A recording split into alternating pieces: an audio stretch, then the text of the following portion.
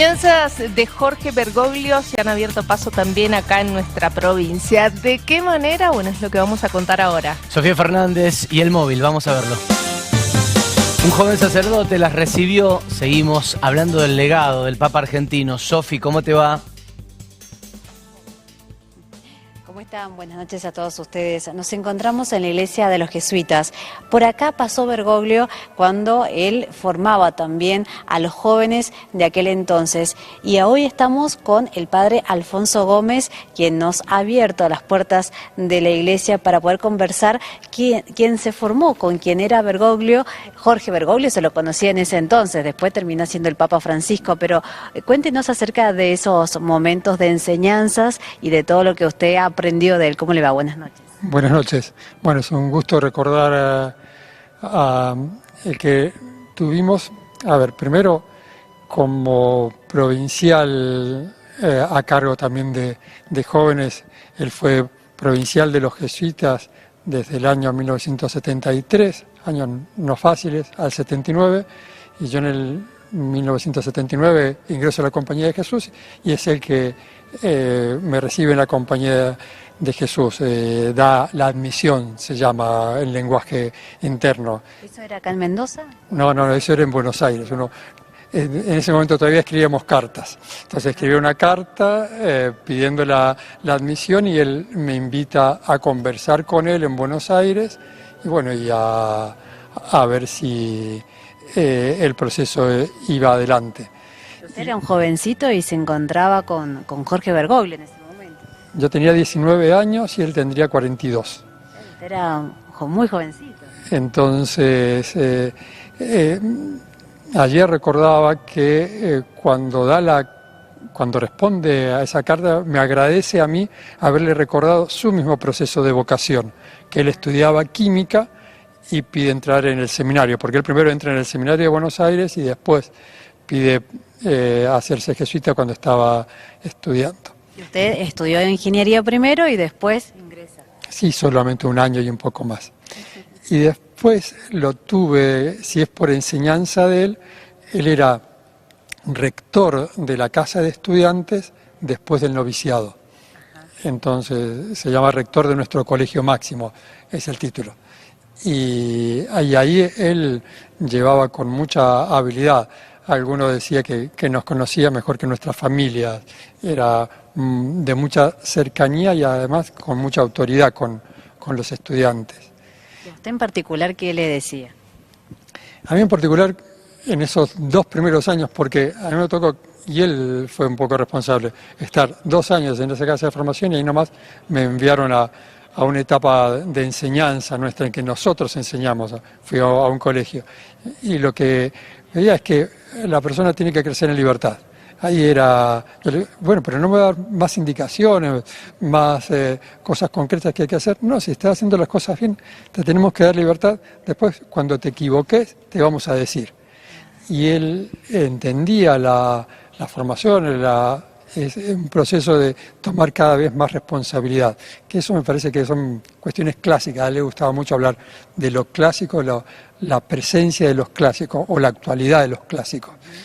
Y como en esa formación jesuita, ¿qué les inculcaba? Por ejemplo, decir qué tenían que profesar ustedes, cómo tenían que trabajar con las comunidades. No, principalmente era muy práctico, él se ponía como ejemplo. Él iba a dar la misa en lugares muy, muy humildes y decía, bueno, vengan y vean cómo hago yo las cosas.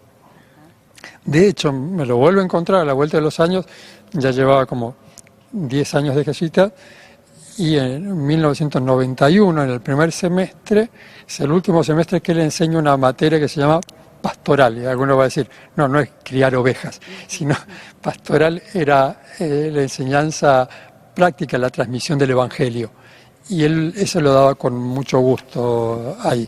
Me acuerdo que citaba mucho a San Agustín ahí y después un teólogo suizo que se llamó Hans von Balthasar, nos hacía leer y era bastante exigente el complejo antirromano. Y después lo pudo ver antes de que viajara a Roma, cuando ya iba a ser papa. Él no sabía que iba a ser papa, estoy seguro. La última vez que lo vi en diciembre del 2012, yo terminaba como provincial de los jesuitas, como superior nacional de los jesuitas, y fui con el que me iba a suceder y lo fuimos a visitar. Y bueno, conversamos de cosas de la compañía, de cómo estaban nuestras obras, y conversamos también sobre su jubilación. Él sacó el tema, que pensaba irse a Flores, el barrio donde nació, y vivir en una casa de ancianos y ayudar, colaborando con estos ancianos sacerdotes, y ayudar en la parroquia del lugar. Bueno, su plan no salió. Claro. Dios tenía otro plan para él, ¿no? Y cuando fue papa, me imagino la sorpresa para usted también, ¿no? Sí, yo estaba fuera del país en ese momento. Debemos reconocer que para muchos sonaba, para muchos en América Latina sonaba como posible candidato. No era la mayor parte del mundo eso. Pero y además ser el primer jesuita que llega a ese cargo. Eso sí asombra a muchos. Y además, siendo papa, él mostró muchas de las cualidades que cultivó como jesuita. A ver, la importancia de la solidaridad, la importancia de los gestos, la importancia de cómo uno predica con la coherencia de vida. Hay muchos de los temas que él ponía en la iglesia que son muy propios de América Latina, pero también muy propios de los jesuitas. Bueno, usted volvió 44 años después a Mendoza. Sí, después de tiempo de estudiante, he vuelto hace pocos años aquí. Chicos, si quieren consultarle algo al padre Alfonso, él los está escuchando. Varias cosas, preguntarle buenas noches, padre, ¿qué dice? ¿Cómo le va? Ese Bergoglio más joven, buenas noches, ese Bergoglio más joven, ¿era más pícaro? ¿Tenía alguna perlita que nos pueda contar? Porque después uno lo vio con toda la pompa, con todo el aura ya de papa, y se va borrando eso más humano, más mundano, más de la calle, del día a día. ¿Se acuerda de algo de eso? ¿De algo más del tú a tú? Él se cuidaba mucho de la mundanidad. Y le va a decir a la iglesia, cuídense de la mundanidad. Él trataba de ser diferente, pero siempre hay una picardía porteña que la mostró siendo papa también. Uno podía ver que le hacía bromas hasta a los que lo ayudaban en una misa. O sea, hay una cuota de humor que tuvo Jorge Bergoglio, que me parece que la mostró durante toda su vida. En eso creo que ha sido muy coherente, y creemos algunos que el humor hace que yo me llevo bien con los demás y me llevo bien con Dios. Claro. Entonces hay una cuota de humor y de picardía, se quiere, sí, criolla también. Hay salidas que eran muy difíciles de traducir de él. Por ejemplo, cuando le dice a los jóvenes vayan y hagan líos en sus parroquias. Claro. No sé, yo imagino a algunos párrocos temblando. ¿Qué van a hacer los jóvenes? Y él se comunicaba muy bien con la gente, era muy oportuno, había una cuota de oportunidad que me parece que es capacidad de empatía, y que creo que se lo mostró al mundo. No teníamos un papa políglota como el papa Wojtyla, Juan Pablo II, que hablaba muchos idiomas. Jorge Bergoglio no tenía facilidad para los idiomas, él decía, no tengo facilidad para hablar inglés, pero sí tenía una facilidad de gestos que eran entendidos en muchos idiomas.